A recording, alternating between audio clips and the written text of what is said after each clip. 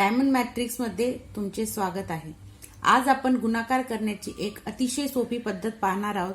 तिला आपण magic trick पण म्हणू शकतो। चला सुरू करूया आपली मॅजिक ट्रिक। पहिले उदाहरण बघा, 9 गुणिले 5 सर्वांना माहित आहे 9 गुणिले 5 किती होतात 45। ठीक आहे। दुसरं उदाहरण बघा, 99 गुणिले 5 बघा, व्यवस्थित लक्ष द्या। 99 गुणिले 5 कसं करायचंय? आता इथे पहिली संख्या 4 लिहून घ्यायची आणि शेवटची संख्या 5 लिहायची। आणि आता इथे मध्ये काय येईल तर 99 ही 2 अंकी संख्या आहे, त्यामुळे 2 वेळा 9 आलाय ना, तर इथे आपल्याला 1 वेळा 9 लिहायचं। उत्तर आलेलं आहे। येते लक्षात? खूप सोपी पद्धत आहे।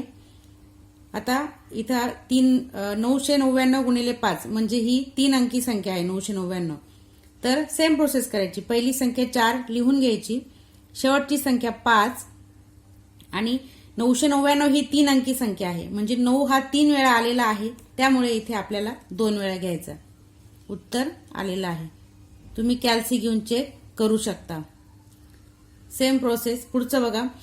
पुढचं उदाहरण 9999 गुणिले 5।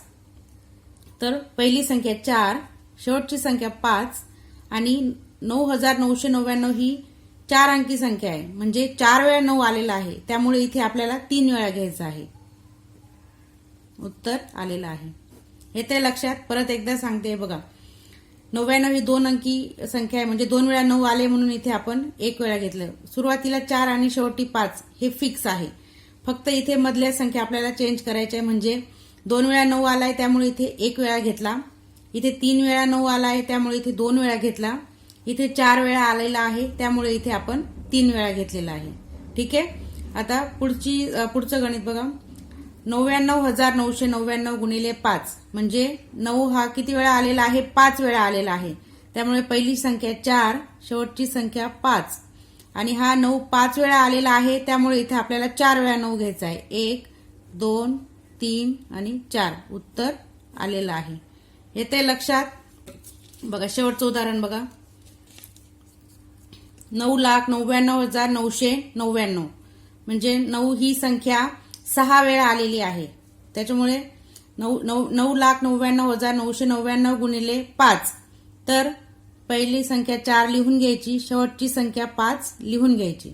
नंतर ही 9 ही संख्या 6 वेळा आलेली आहे, त्यामुळे आपल्याला 5 वेळा घ्यायची। 1 2 3 4 आणि 5 उत्तर आलेलं आहे। खूप सोपी पद्धत आहे। येते लक्षात सर्वांच्या?